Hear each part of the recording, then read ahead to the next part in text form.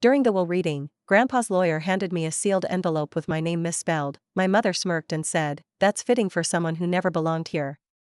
When I spied on her later, I heard her tell my son, "She's too weak to fight for anything." I held back tears. My next move turned the family hierarchy on its head. My parents lost more than just control that night. My son? He finally saw who his real mother was. As for my mother, she's not laughing anymore. My family name carries weight where I'm from, Old Charleston, South Carolina. The Bellamys are what you might call legacy wealth. Think sprawling historic estates, century-old business ventures, invitations to exclusive galas, the whole Southern aristocracy vibe that outsiders both envy and despise. But like most families with long money, what lies behind the iron gates and brick facades is often far uglier than what the public sees. Growing up, I never quite fit into the mold. My parents, Roy and Margot Bellamy, had very specific expectations: debutante balls, Ivy League degrees, a high society husband, and an eventual place beside my mother in the charity circuits. My younger sister, Violet, stepped perfectly into that role. She married Chandler McAllister, a polished, smug real estate developer who embodied every trait my mother worshipped. Together, they were Charleston's golden couple. I, however, deviated from the script early on. I got pregnant at 22, before marriage, with my college boyfriend who bolted as soon as responsibility knocked. My parents were mortified. They wanted me to give the baby up, to pretend it never happened. Instead, I kept my son, Oliver, raised him on my own, and worked tirelessly to support us both. I finished my degree, took a modest job at a local historical foundation, and kept my head down. My family, in turn, treated me like an embarrassment they had to occasionally tolerate for appearances. The only exception was my grandfather, Edmund Bellamy, the true patriarch. A self-made man who expanded the family fortune through shipping, he never cared about the pageantry. He respected hard work and honesty, and while he rarely interfered, he always made sure Oliver and I knew we were seen and valued, at least by him. When Grandpa Edmund passed away last year at the age of 89, it felt like losing my only true ally. I attended the funeral mostly for Oliver's sake, knowing full well what awaited me in the coming weeks: the reading of his will, and my family's inevitable greed on full display. The will reading took place in Grandpa's grand study, inside the family estate where I hadn't been invited in years. The heavy oak bookshelves, the polished mahogany desk, the faint scent of his old pipe tobacco, it all brought a lump to my throat. My parents sat side by side, dignified and expectant. Violet perched next to Chandler, her manicured hand resting perfectly on his arm. My Uncle Wallace was there too, with his equally ambitious second wife. Distant cousins filled in the remaining chairs, every eye calculating, every mind already dividing the spoils. I sat quietly with Oliver beside me. At 17, he was nearly grown, tall and lean, his eyes flickering between nerves and resentment. He knew how his grandparents had treated me over the years. He knew too much for someone his age. Mr. Lowell, Grandpa's longtime attorney, began reading the will. It was fairly standard: specific bequests to charities, a trust fund for the family foundation, minor sums to distant relatives. Then came the bigger pieces: ownership of the estate, business holdings, financial assets. As expected, most of it was divided between my father, Violet, and Uncle Wallace. A generous nod to Violet, ensuring her status. Uncle Wallace got control of some old shipping interests. My father retained his position as head of the family trust. And me? A small inheritance. Enough to appear in the document, but not enough to make waves. Just as my mother always intended. But then, at the very end, Mr. Lowell paused. He reached into his briefcase and pulled out a small, sealed envelope. "There's one additional item Mr. Edmund asked me to deliver directly to Sylvia." He handed it to me, glancing quickly at my mother as if anticipating her reaction. My heart immediately dropped as I saw the envelope. My name was spelled wrong. Saliva Bellamy. Before I could even process it, my mother's voice, syrupy and cutting, filled the room. "Well," she said with a smirk, "that's fitting for someone who never really belonged here." The room chuckled softly. Even Violet hid a smile behind her perfectly painted lips. My father didn't say anything, he rarely needed to. His silence was its own form of cruelty. I didn't respond. I simply slipped the envelope into my purse and kept my face neutral. I knew better than to give them the satisfaction of a reaction. That evening, I couldn't sleep. The weight of the day pressed on me. I walked the halls of the estate, the same halls I used to run through as a child. The voices from the solarium carried into the quiet hallway. I recognized my mother's voice immediately. "She's too weak to fight for anything," she said. "Always has been. That's why Edmund left her nothing. That's why she's a failure."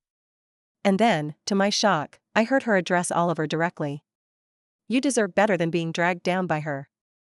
My breath caught. My mother was trying to poison my son against me, right under my nose. My hands balled into fists, and for a brief moment, I contemplated confronting her right there. But I didn't. I waited until Oliver walked away from the conversation, probably uncomfortable and confused. I returned to my room and finally opened the envelope. Inside was a single handwritten note, shaking slightly in his elderly script. "Sylvia, if you're reading this, it means they've already tried to erase you. You've always been my true heir, whether they admit it or not. There are things hidden that they don't know about. Go to the vault behind my study's bookshelf. The combination is your birth date. Trust Mr. Lowell. Love, Grandpa." My heart pounded so loudly I thought it might wake the house. I knew about the vault. He had shown it to me once, years ago, after teaching me to play chess in this very room. But what was in there? And why hadn't it been mentioned today? I barely slept, rehearsing every scenario in my head. The next morning, I approached Mr. Lowell discreetly. Away from the prying eyes of my family, I handed him the note. His eyes widened slightly as he read it. He looked around and lowered his voice. "Come with me. Now." We snuck into the study like two conspirators. The heavy bookshelf slid aside easily once we found the latch. The steel vault door gleamed behind it. My birth date opened. Inside were file boxes. Dozens of them. Mr. Lowell pulled one down and opened it carefully. What we found inside was beyond anything I could have imagined. Inside the vault were files that could destroy everything my family had carefully constructed over decades. Mr. Lowell flipped through page after page, his face growing graver with each one. "My God," he muttered under his breath, eyes scanning financial ledgers, notarized statements, recorded deposit slips, legal agreements, evidence meticulously compiled and hidden. There were records of fraudulent transactions, massive sums siphoned from the family foundation into offshore accounts. Wire transfers disguised as charitable donations. Sham real estate deals funneled through Chandler's development company. Manipulated audits. Bribed inspectors. And all of it tied back to my mother, my father, Violet, and Chandler. But that wasn't even the most damning part. At the bottom of the stack sat a legal document, a fully updated, signed, notarized will, dated less than 6 months ago. In it, Grandpa had revised his entire estate plan. Nearly everything, the house, the shipping business shares, the family trust, was to go to me. And Oliver was named as the primary beneficiary of the long-term trust that held most of the liquid wealth. The very people who'd mocked me at that table the day before were supposed to receive nothing. They'd effectively been disinherited. "He must have known they would try to suppress this," Mr. Lowell whispered. "I never received a copy of this. They must have intercepted everything after his death." My stomach twisted. "Do you think they already know about this will?" Mr. Lowell shook his head. "If they did, they wouldn't have been sitting so smug yesterday. They probably assumed he never got around to changing anything." I could hardly believe it. "So, this is legally binding?" "Absolutely. But we'll need to move carefully. They will fight. This kind of fraud, this level of theft, could land them all in serious legal trouble." For the first time in years, a strange, unfamiliar feeling crept in: power. Not rage. Not desperation. Not grief. Pure, cold leverage. I glanced around the study, the old portraits, the polished wood, the heavy silence. All my life, this room symbolized a world I was never meant to inherit. And yet, here I was, standing in the center of it. "They've called me weak for years," I said quietly. "But now I hold everything." We spent the next few days quietly gathering copies, scanning documents, and filing the updated will with probate court. Mr. Lowell handled everything with surgical precision. Discretion was critical. The last thing we wanted was for them to start covering their tracks or finding creative ways to hide assets. I remained outwardly polite at the estate, playing my part. I joined Violet for morning coffee in the garden, pretending to admire her plans for re-landscaping once she officially took ownership. I listened as Chandler boasted about a new waterfront development project that was guaranteed to triple the family's portfolio value. I watched my mother meet with interior designers, already discussing how she wanted to remodel the library. The entire time, my son watched them too, quietly, cautiously. And at night, after everyone went to bed, Oliver would sit with me in my guest room, asking questions. For years, I had shielded him from how cruel my family could be, but now I allowed him to see glimpses of the truth. "They really don't care about you," he said one night, anger flashing behind his brown eyes. "Or me." I took his hand. "That's why we have to be careful. We're not playing their game. We're rewriting it." He nodded slowly, and for the first time, I saw it in him, my father's stubbornness, my mother's coldness, but pointed in a very different direction. Toward protection. Toward loyalty. Toward me. The court date came faster than I expected. It was surreal walking into the Charleston County Courthouse that morning. My parents arrived first, dressed impeccably as always, faces painted with calm confidence. Violet and Chandler flanked them like royalty entering a coronation. They clearly expected nothing more than a routine confirmation of the will read aloud weeks earlier. They didn't notice Mr. Lowell quietly sitting beside me with his briefcase, thick with documents. The hearing began. Judge McAllister, a stern, no-nonsense woman in her 60s, presided over the case. When Mr. Lowell stood and calmly submitted the updated will into evidence, you could have heard a pin drop. My mother's smile froze. My father's head snapped toward me. Violet's jaw twitched. Chandler narrowed his eyes. "Objection," my mother finally barked. "This is fraudulent. That document was never part of my father-in-law's estate plan." Judge McAllister barely raised an eyebrow. "Counsel, your objection is noted, but I will review the validity of this submission." Mr. Lowell, composed and meticulous, began laying out the evidence. The notarizations. The witnesses. The forensic analysis of Grandpa's handwriting. The unbroken chain of custody. The date stamps. Then came the financial documents. The fraud. The embezzlement. The secret accounts. As each piece landed, my mother grew more visibly shaken. My father whispered furiously into their lawyer's ear. Violet stared at her hands, while Chandler's face reddened as if calculating escape routes in real time. "This isn't real," Violet finally snapped under her breath. "This isn't possible." Oliver sat next to me, silent but alert. His eyes flicked between each family member as their carefully constructed facade crumbled. Judge McAllister took her time reviewing everything. When she finally spoke, her voice cut through the courtroom like a blade. "I find this updated will to be valid and legally binding.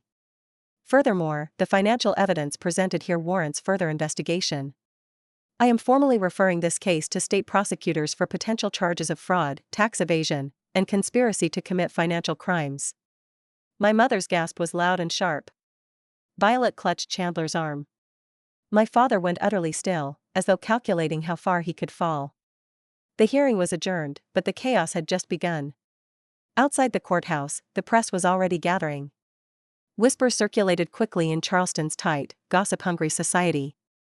The Bellamys weren't just losing control of the estate, they were facing public humiliation, criminal investigations, and the slow, horrifying realization that their reputations were now toxic. For days afterward, I received frantic calls from various family members. Some begged. Some threatened. Some even offered quiet payoffs to make it all disappear. But I said nothing. I let my attorney handle every single interaction. Oliver, watching it all unfold, grew more and more protective of me. Every time my mother tried to contact him, I could see her influence slipping further away. "She can't manipulate me anymore, Mom," he said one evening as we sat on the back porch of what was now, officially, our estate. "I see who she really is." His words were simple, but they filled me with something I hadn't felt in years: peace. But I knew it wasn't over yet. The investigations were just starting. The unraveling of decades of corruption would take time. And while my parents had lost their grip on the estate, they weren't entirely done fighting. Not yet. The days that followed felt like I was living inside a quiet, brewing storm. On the surface, everything remained polished and civil. The estate sat bathed in Charleston's early autumn light, as beautiful and intimidating as ever. The Spanish moss swayed gently from the oaks. The iron gates still gleamed. From the outside, no one would suspect that inside those walls, the Bellamy family was splintering like old wood under pressure. The financial investigation moved faster than I expected. The forensic accountants tore through years of my family's business dealings like wolves through fresh meat. Subpoenas were issued, accounts frozen, and key associates interviewed. My mother and father stopped calling. Violet sent a few frantic, guilt-laced texts at first, half-hearted attempts to appeal to sisterhood and family unity. I ignored them. She eventually went silent when she realized I wasn't playing. But Chandler? Chandler surprised me. Late one evening, about a week after the court hearing, he showed up at the estate. Unannounced. Uninvited. I had just finished helping Oliver with some college applications when the doorbell rang. Seeing his figure through the beveled glass of the front door sent a chill down my spine. I opened it anyway. "Sylvia," he said smoothly, like a man who still thought he held power. "May I come in?" I said nothing, but stepped aside. Let him talk. He walked in, glanced around the grand entryway with its sweeping staircase, then turned to face me. His smile was tight, controlled. "Let's cut through it," he said. "I know you're angry. They treated you like garbage for years. You were the outcast, the unwanted one. And now you have all of this." He gestured broadly to the house, the grounds beyond. "But you have to understand something, none of us expected Edmund to actually rewrite the will. Hell, I didn't think the old man even trusted his own pen anymore. And the business dealings. Well, they weren't exactly clean, but that's how these things work. Everyone in Charleston cuts corners. You know that." I crossed my arms. Let him keep digging. He lowered his voice then, leaning in slightly. "You've won, Sylvia. Fine. But you need to be smart about how you play this next part. You don't want to burn it all down. Think of Oliver's future. Think of your reputation. If you make this whole scandal public, it's not just us that gets ruined." He smiled again, this time more like a predator. "It touches you too." There it was, the veiled threat. The attempt to make me feel complicit, as though I was somehow responsible for their crimes simply by being part of the family. I let a bead of silence hang between us, watching his eyes search for any hint of weakness. "You're right, Chandler," I finally said softly. "I am thinking about Oliver's future. That's why I'm not letting any of you manipulate me anymore." His smile faltered just slightly. I stepped closer, keeping my voice low. "You should be more worried about your own future. Because from what I've seen in those files, you're the one who signed most of those fraudulent real estate deals. Your name is on nearly every wire transfer." His jaw clenched. "You've always been very efficient, haven't you?" I added, almost conversationally.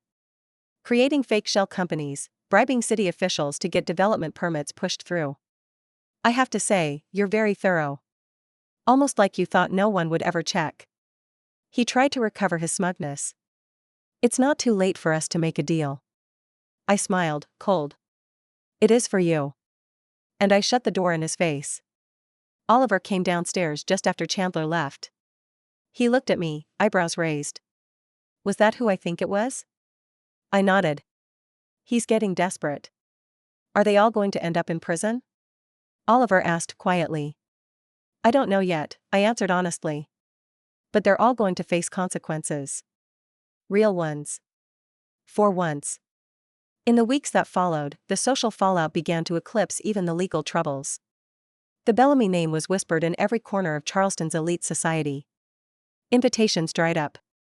My mother's cherished position at the Preservation Society was quietly revoked. The charity gala circuit, which she had once ruled like a queen, now treated her like a pariah. Violet was humiliated. Her so-called friends started keeping their distance. Chandler's business partners began distancing themselves too, quietly removing his name from development proposals and joint ventures. Meanwhile, I stayed out of the spotlight. I refused interviews. Declined speaking to reporters. I let the investigation and the documents speak for themselves. The house, which had once felt suffocating, slowly began to feel different. Mine. I made changes. Subtle ones. I sold off a few unnecessary pieces of artwork, pieces my mother had acquired for their name rather than their meaning.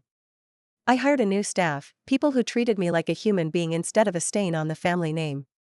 I even opened up portions of the estate for historical tours, a tribute to Grandpa Edmund's true passion, and a slap in the face to the legacy my mother tried to hoard like treasure. But under all of this, I knew the worst wasn't over yet. Because desperate people do desperate things. And my mother was nothing if not desperate. About a month after Chandler's visit, I got a call from Mr. Lowell. His voice was tense. "Sylvia," he said, "I need you to be careful." "What happened?" "There's been some movement. Your mother's attorney has filed a petition to challenge the updated will." "On what grounds?" "Forgery. Mental incapacity. Coercion. They're claiming your grandfather wasn't of sound mind when he made the changes." I closed my eyes and exhaled slowly. Of course. I should have seen this coming. They're going to drag this out. Try to bleed you dry with legal fees. Try to create doubt. They don't have a case, though. Right? Legally? No. We have overwhelming documentation, expert testimony, video evidence of your grandfather meeting with me to discuss the will changes. But public perception can get muddy. If they can't win, they'll aim to ruin your reputation instead. He paused before adding, "They're trying to wear you down." I almost laughed. For years, they assumed I was weak. Timid. Soft. A single mother with no backbone. They had no idea how much stronger I had become because of all those years surviving on my own, raising Oliver without a single ounce of help from them. "They won't wear me down," I said quietly. "Not this time." Not long after that, the media attacks began. Subtle at first. A columnist hinted at unseemly disputes within the Bellamy family. A gossip blog speculated that I had manipulated my aging grandfather in his final months, leveraging his grief and confusion for personal gain. The word gold digger appeared once, attached to an anonymous source close to the family. I knew exactly where these whispers originated. My mother's fingerprints were all over it. The media whispers escalated into a low but constant hum throughout Charleston. Some of my grandfather's old social peers withdrew their polite invitations. A few longtime family friends stopped returning my calls. The insinuations painted me as manipulative and calculating. A woman who took advantage of an old man's failing mind. I knew my mother was behind every one of them. This was her last-ditch strategy. If she couldn't win in court, she'd try to bury me in public shame. But I refused to retreat. If there was one thing I'd learned from years of living on the outside of my family, it was patience. Mr. Lowell and I stayed 2 steps ahead. Every false accusation they made publicly was countered with documented evidence. We provided the court with medical records proving Grandpa's mental clarity in his final months, records signed by doctors they themselves had once hired. There was also a series of private video recordings my grandfather had made, recordings Mr. Lowell had wisely archived, where Grandpa clearly stated his intentions and his growing disgust toward my parents' behavior. The most powerful recording was one where Grandpa said plainly, "They have tried to make Sylvia feel like nothing her entire life. If anyone deserves to inherit what I built, it's the only person who never expected anything from me." When that recording was played in court, even Judge McAllister's normally stoic face softened slightly. The court challenges crumbled one after another.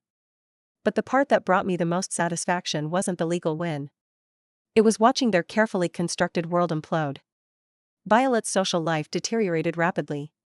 The same women who had once adored her slowly turned their backs. Invitations to fundraisers dried up. Even casual luncheons disappeared. In Charleston, your name is your currency. And hers had become toxic. Chandler's real estate empire collapsed under the weight of criminal investigations. Several of his developments were exposed as fraudulent, leading to a cascading failure that cost him millions.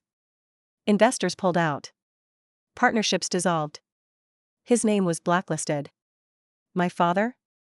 The quiet, calculating patriarch? He retreated from the public eye entirely, forced to resign from multiple foundation boards as his financial misdeeds were laid bare.